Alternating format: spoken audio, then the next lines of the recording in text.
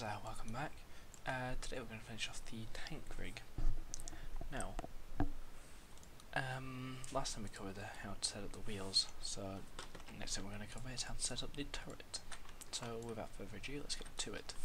First off, select the turret mesh, then in the modify panel go down to vertex, press Ctrl A on the keyboard to select all the vertices, and weld set to 0.001, press enter and then click on selected. That will weld all the vertices together. I've already done it, so that's why it came up with that. Next we'll go and click on element in the selection tab. We'll select the end of the barrel, detach it, we'll call it barrel end. Next we'll select the rest of the barrel.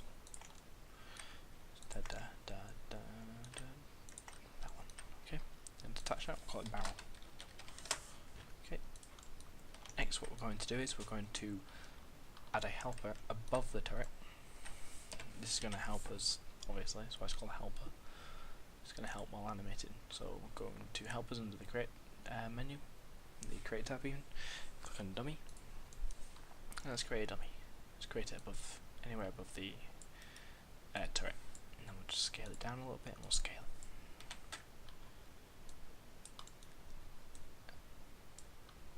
Now, my tank may look different to yours because I've applied a camera. If you don't know how to do that, I made a video on that and I'll put a link to it in the description. There we go. It's also like the 5th time I've had to do this because various reasons. Alright, next what we'll do is we'll go into the hierarchy tab, go onto pivot, effect pivot only, and we're going to align this with the turret. So just click align, align. Make sure the orientation is not selected and click OK. Go back to the create tab. Next select the turret mesh and select and link it to the helper. You'll see why I'm making helpers in a minute. And now you'll see that the turret spins when I have the helper selected. Next what we're going to do is we're going to create a helper that will help control the recoil of the barrel. So go create helpers dummy. Create a dummy, and around the same place. It doesn't have to be perfect, it's only going to move in one axis. Make it about the same size. Okay. Next, select the end of the barrel, just select and link it to the dummy. Solid. Likewise the dummy, select and link it to the barrel. Okay. Now we're going to make a target for the barrel to look at. So create a new dummy in front of the barrel. Okay. Use Alt A on the keyboard to open up the align tool and align it. Make sure all the orientation constraints, all the orientation alignments are unchecked, and then just bring it out in front of the barrel. Okay. Next, select the barrel, go to animation constraints, look at constraint, and then just click on the dummy. Then you want to select keep initial offset, and we'll quickly test it. There you go, the barrel moves. On top of that, we'll, if you look at that, okay, solid. What we want to do, so what we're going to quickly do, we'll call this dummy, we'll call it barrel target. And we'll call it a dummy, we'll call it barrel recoil master. Okay, so that's the turret almost rigged. As you can see, if I rotate it, it doesn't quite work, does it? Okay, so we're going to fix that. Just click on the barrel and we'll click on the turret helper, go to the select and link and just link it to the turret. Now when we rotate, it rotates together. And that's all done using these helpers. So yeah, that's the turret setup. Okay, what we're going to do next is I'm going to go over and just quickly explain why I used helpers. And the easiest way to do it is to show you by doing this. If I select every single model on the Vanguard, that one too,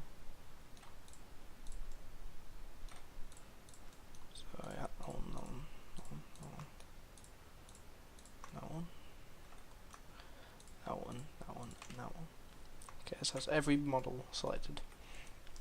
I'm going to go to Manage Layers, create a new layer. I'll call it Vanguard Mesh.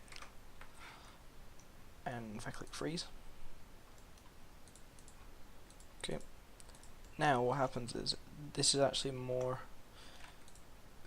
viewport friendly if I have it freeze, or even so far as hidden. See, imagine you have a massive scene with literally hundreds of these. Which do you think is going to take up more performance? This or that?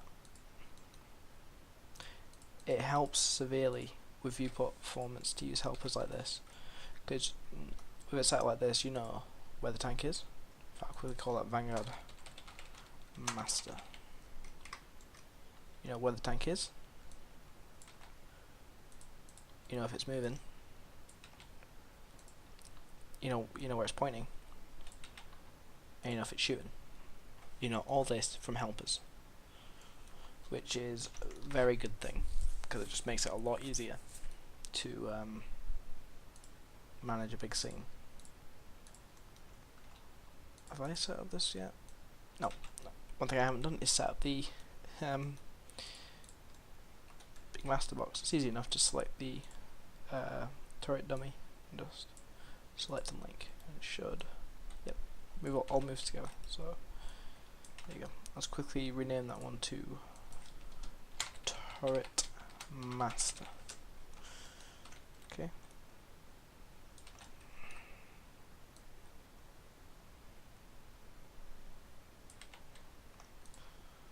Why? No. Telling you, it's a pain in the neck. I just had to unlink it, because if I show you, of course it, gets buggy.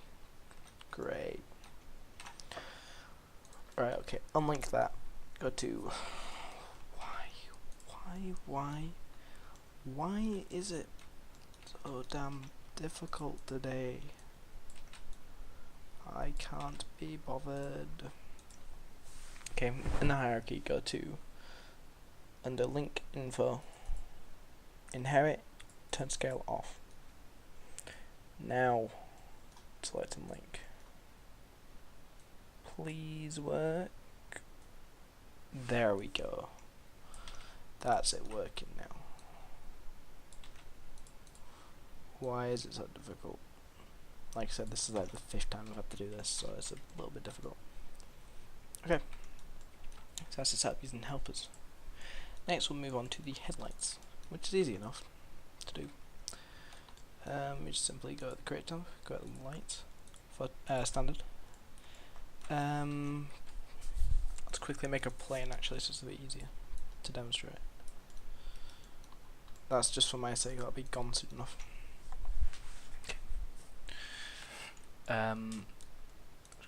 Just shaded. No, in fact I'll leave it on because it's in colours. Okay, next, so go lights, standard. Where are you? Free spot. Let's create it anyway. Just drag it up. As you can see, it's enormous. Let's go to modify. Set the value next to targeted. Targeted should not be checked. And set the value next to targeted to something like 5.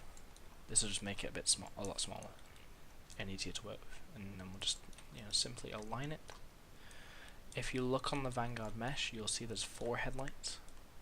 For the sake of performance, I'm only going to use 2 actual lights. You can use more if you wish. It's up to yourselves, but I'm usually dealing with a lot bigger scenes, and because I have limited resources for rendering, I'm only going to use 2. So we'll see that. Shadows will turn on. We'll use shadow maps because they're more performance friendly. Multiplier we'll use 0.8. Decay inverse square is the realistic kind of light. And we'll start at about 5. No, 5's too much. 4. 3.5. We use 3.5. There we go. Okay. You can use attenuation if you wish. Might just turn that on actually. Start and end at 10. For attenuation, I'll add at 20. In fact, no, end at 15. There we go. It just makes it a little bit more realistic. In fact, no, it's 6 and 10. We'll make 6 and 10. It's a bit better. Okay. Under spotlight parameters, we'll set the hotspot. Well, we'll set it to a rectangle first, so it matches the shape a bit better. In fact, is the light a rectangle? Yeah, the light's a rectangle. We'll set the aspect. We'll change it so it kind of matches the light. Okay. We'll bring the hotspot beam down.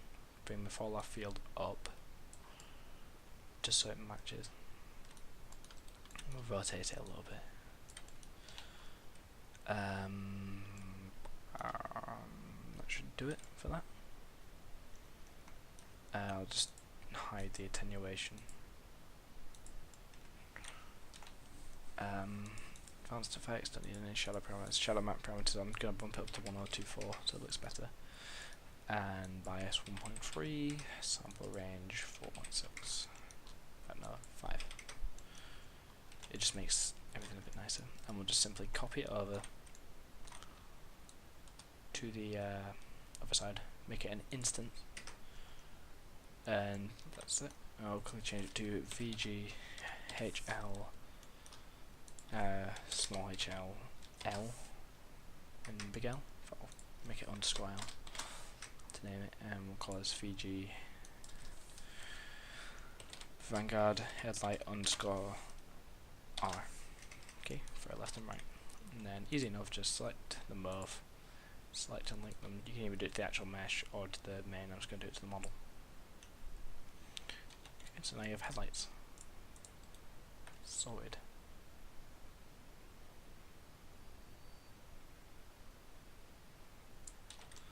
Wait a minute. Okay. Why is it doing this all the time? If you were having trouble, like I just was, with, if you look closely at the barrel, when you rotate, you see the barrel doesn't. Quick way to fix that is just select the barrel with the look at constraint, open up the motion tab, and then scroll down to look at constraint, change the source up node control to look at, and now well, it's treads. I haven't got how to set up the treads yet, have I? Let's go material. Alright, open up your material editor. Here, as you can see, here's the camoed up version of the tank rig. Remember, it's set it to 200, so it's got a bit of luminance on the headlights. Okay, here's the treads. To create moving treads, it's easy enough. You just simply click on the bitmap. An offset on the V, no, not V, sorry, on the U axis. Negative means forward, positive means backwards. See, there you go. So that's how you do that. And you just keyframe it for each of these, for all the bitmaps, so it'll work. So yeah, that's how you make a tank rig. All the tanks are pretty much the same, apart from the what do you call it? Mag Rider, not Fag Rider, Mag Rider. That's the one I was looking for. Yeah, Mag Rider. Oh, one thing I need to do on the just for quality of life sake, on the direct helper, just select it, go to hierarchy, and then lock movement in the X and the Z direction and or rotation and scaling. It just makes it easier.